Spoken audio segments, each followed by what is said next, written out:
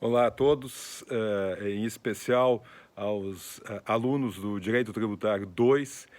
Esse vídeo tem por objetivo fazer um breve resumo sobre um tópico muito importante da nossa disciplina, que diz respeito aos princípios que regulam o processo administrativo tributário. Bem, para que nós possamos fazer esse estudo, nós temos que fazer previamente uma distinção entre processo e procedimento.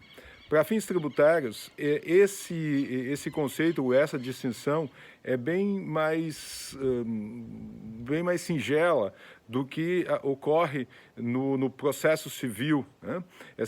Há uma luta, uma discussão ainda não concluída acerca desta distinção lá no processo civil entre o procedimento e o próprio processo. Aqui em matéria tributária nós temos algo bem mais pragmático que diz respeito ao elemento definidor do processo, ou seja, para que nós possamos estudar os princípios que regulam o procedimento e o processo, nós inicialmente precisamos ter presente aquela linha que nós poderíamos denominar linha imaginária operacional do fato gerador tributário. Ou seja, à medida que ocorre um fato gerador tributário, nasce a obrigação tributária, nasce o dever jurídico de pagar o tributo respectivo. Nasce, portanto, uma relação jurídica entre o fisco e o contribuinte. E essa relação jurídica, né, ela é quase uma ficção, porque o dever de pagar o tributo nasce independentemente de qualquer ato estatal, né? Basta que aquele fato previsto na norma jurídica venha se concretizar e, com isso, dá-se o fato gerador tributário, o nascimento da obrigação tributária. Como é fácil de compreender, todos os dias milhares de obrigações tributárias surgem sem que elas sejam, de fato, exigidas, adimplidas. É por isso que, em matéria tributária, nós temos a figura do lançamento. Eu sei que é uma forma simplificada de contar essa história, mas ela nos ajuda a compreender o que vem na sequência. Desse fato gerador, há um prazo dentro do qual o fisco deverá fazer esse lançamento, com isso constituir o crédito tributário, tornar exigível aquela obrigação tributária que nasceu com o fato gerador. Quando se menciona a expressão exigível, se está falando da possibilidade de que, de fato, isso seja cobrado pelo Estado. E quando se fala em cobrado pelo Estado, nós estamos falando de ser movida uma execução fiscal, depois escrito em dívida ativa por parte do ente estatal respectivo. Portanto, o lançamento é um ato muito importante na compreensão dessa distinção entre procedimento e processo. Por quê? Uma vez constituído o crédito tributário pelo lançamento, o contribuinte poderá se opor a isso, através do que comumente nós denominamos de impugnação administrativa, tanto na esfera federal como estadual, assim é denominada. A impugnação administrativa é o ato processual em que o contribuinte resiste a pretensão do fisco de cobrar aquele crédito tributário que foi constituído pelo lançamento. E vejam, nós não vamos entrar aqui no mérito se, de fato, a impugnação é cabível ou não, se há argumentos jurídicos que justifiquem a impugnação. O que é claro, e a pragmática nos ensina isso, que recomenda-se sempre que possível fazer essa discussão antes na esfera administrativa e depois judicial. Isto é, uma vez constituído o crédito tributário pelo lançamento, o recomendável para o contribuinte é, primeiramente, fazer a discussão na esfera administrativa e depois, num segundo momento, na judicial. E há uma série de razões, entre as quais o fato de que a esfera administrativa não faz coisa julgada, contrariamente ao contribuinte, não há custas, né? O tempo pode fluir favoravelmente ao contribuinte à medida que, sobrevindo uma lei que venha a reduzir uma penalidade, essa lei será aplicável em relação aos fatos tidos como infracionais, no que tange à multa. Então, há uma série de razões pelas quais recomenda-se a discussão primeiramente na esfera administrativa e depois na judicial. Até porque tem uma outra razão fundamental.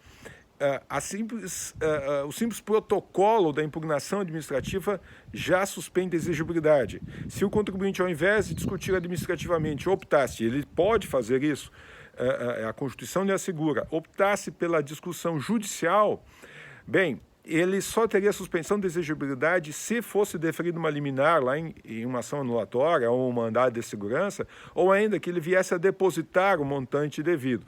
Obviamente que é muito mais confortável a situação do contribuinte, que tem a certeza da suspensão da exigibilidade e que não está obrigado a depositar judicialmente o montante. Portanto, no momento em que o contribuinte apresenta sua defesa, que isso dá-se mediante o protocolo da impugnação administrativa, está suspensa a exigibilidade, mas mais do que isso, começa o processo administrativo tributário.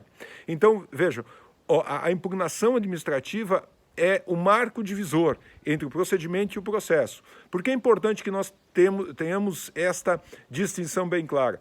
Porque há normas que regulam essas diversas fases, essas duas fases, melhor dizendo, de uma maneira diferenciada. Enquanto no processo administrativo prevalece a mais ampla defesa, no procedimento vige o princípio do dever, né, que o Estado tem, vige o direito do Estado de investigar, mas não há a possibilidade de defesa, não há possibilidade de contraditório, né, diferentemente do que acontece lá no processo judicial. Há o que nós denominamos de inquisitoriedade, né? Na esfera administrativa prevalece a inquisitoriedade. Bem comparando, é muito parecido com o que ocorre lá no inquérito policial. Enquanto está havendo inquérito policial, o cidadão investigado, ele não tem o direito de defesa, ele apenas presta informações. E essa é uma distinção muito importante. Veja, enquanto nós estivermos na fase de investigação, em que o fisco está examinando, fiscalizando o contribuinte para, ao cabo dessa investigação, constituir o crédito tributário mediante o lançamento, não há de se falar em direito de defesa. E isso é uma distinção muito importante, porque assim que for constituído o crédito tributário e o contribuinte apresentar a sua defesa, ele tem garantido, por força constitucional, o direito ao contraditório, à ampla defesa, com todos os meios inerentes no processo. Ou seja, em 88, a Constituição elevou o processo administrativo ao mesmo status do processo judicial, né? Sobretudo em matéria tributária, né? Então, mais uma vez aqui, nós temos algo muito próximo com o direito penal, porque se lá no direito penal ninguém perderá sua liberdade sem o devido processo legal, aqui se pode dizer que ninguém perderá seus bens sem que haja o devido processo administrativo. Bem, nós temos alguns princípios que são comuns tanto ao procedimento como ao processo, que são eles: a verdade material, né, que vocês conhecem lá de outros ramos do direito, sobretudo o direito do trabalho e o direito penal, né? A oficialidade, segundo o qual o procedimento e o processo ocorre sem que haja necessidade de uma ação por parte das partes, né? O dever de colaboração e o correlato dever de investigação, né? Se de um lado o fisco tem o dever de investigar o cidadão e constituir o crédito tributário, caso assim entenda ser necessário, possível, por outro lado, o cidadão contribuinte, e eu falo pessoa jurídica ou física, tem o dever de colaborar, permitir o acesso. É lógico que esse dever de colaboração é limitado por um outro direito fundamental, que é o direito à intimidade, né? Mas isso, por vezes, há um certo choque, sobretudo no âmbito de uma pessoa jurídica. Por exemplo, na sede de uma empresa, o fisco tem direito a acessar os computadores, mas se na sede da empresa estiverem computadores de uso pessoal, bem, aí talvez nós estejamos diante de uma situação limite que seria o mais recomendável ao fisco, nesse processo de investigação, que obtivesse uma autorização judicial para ter acesso a essas informações, Por exemplo, informações que podem estar contidas dentro de um smartphone também. Então, esses dois princípios, eles convivem, mas com esta certa dificuldade. Bem, ainda em relação aos princípios, vamos examinar na sequência aqueles que são aplicáveis exclusivamente ao procedimento, isto é, enquanto não houver a constituição do crédito tributário. E eu dizia antes, e volto a frisar aqui, o mais importante deles é justamente a inquisitoriedade. O fisco, enquanto está investigando o contribuinte, não há de se falar que o contribuinte apresente defesa. Nesse momento, ele apenas presta informações e apresenta os documentos requisitados pelo fisco. E isso é a grande distinção entre a fase procedimental e a fase processual. Bem, temos também a cientificação.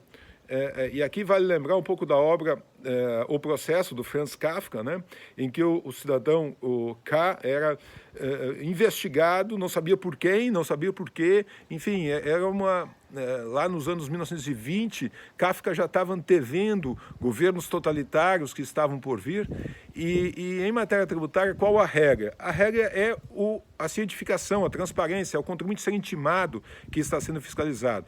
Ele recebe normalmente um termo de início de fiscalização e é comunicado pelo fisco que a partir daquele momento está sendo investigado. Vejam, é importante isso, porque a partir desse termo ele já não tem mais o direito a apresentar eventual denúncia espontânea da infração, a qual garantiria a ele o direito de não pagar eventual penalidade pecuniária. A fundamentação e a acessibilidade, ou seja, todos os atos do fisco haverão de ser fundamentados, para que o contribuinte possa, né, se contrapor a eles, explicar a eles, né, esse ato. O próprio auto de infração há de ser fundamentado, não só fundamentado, mas justificado. Não basta mencionar um dispositivo legal, isso não é fundamentação, é apenas uma parte da fundamentação e da justificativa, porque isso inviabilizaria o direito de defesa caso não existisse. A acessibilidade, o cidadão tem o direito a ter acesso a todos os documentos que o fisco tem contra ele. Celeridade e gratuidade. É importante aqui, talvez eu mencionava antes, mais uma das razões pelas quais se deve discutir na esfera administrativa, porque enquanto nós tivermos o procedimento e depois o processo também, não há de se falar em pagamento de custas, né? Bem, com isso nós esgotamos o processo, os princípios do procedimento, e vocês encontram tudo nos slides que resumem a nossa matéria. Eu estou aqui fazendo apenas um breve resumo do que está lá posto. E nós examinamos rapidamente aqui os princípios do processo, isto é, a partir do momento que o contribuinte apresenta a sua defesa administrativa, quais são os princípios? E talvez nós tenhamos um que vale por todos, o devido processo legal substancial. O artigo 5º, inciso 54 da Constituição, assegura aos litigantes em processo administrativo, tanto quanto em processo judicial, a ampla defesa, o contraditório, com todos os meios inerentes, né? Então, a partir disso é que decorre o direito ao contraditório, a ampla defesa, a ampla instrução probatória, exceto a prova testemunhal, que nós não temos aqui previsto nas leis que tratam do processo administrativo, todas as demais provas são admitidas. O duplo grau de cognição, isto é, a necessidade de haver, no mínimo, duas instâncias. E vejo que o Supremo já disse que é inconstitucional a supressão de uma instância quando, lá em 2002, o decreto 70.235 exigia depósito de 30% do montante devido para apresentar recurso à segunda instância. O Supremo Tribunal Federal julgou inconstitucional isso porque significava afronta ao devido processo legal substancial. O julgador competente, isto é, só pode tomar a decisão só pode ser tomada por autoridade competente para tal, e a ampla competência decisória. E aí, apenas em relação a esta, uma ressalva. A questão constitucional pode ser discutido em matéria tributária apenas naquelas circunstâncias em que haja por parte do Supremo Tribunal Federal uma decisão anterior. Ou seja, ao Tribunal Administrativo, a priori, não é possível afastar a cobrança de um tributo com base numa inconstitucionalidade de lei, a menos que haja, previamente a isso, uma manifestação por parte do Supremo Tribunal Federal afastando aquela norma por inconstitucional. E também a razoável duração do processo. Bem, meus caros, com isso nós concluímos esse breve resumo sobre o processo e o procedimento e seus princípios, e isso serve de base, aí, um material base para as nossas aulas de Direito Tributário 2, nesse ponto da matéria. Muito obrigado, cuide-se muito nesse período, esses dias difíceis passarão. Um fraterno abraço a todos, a vocês.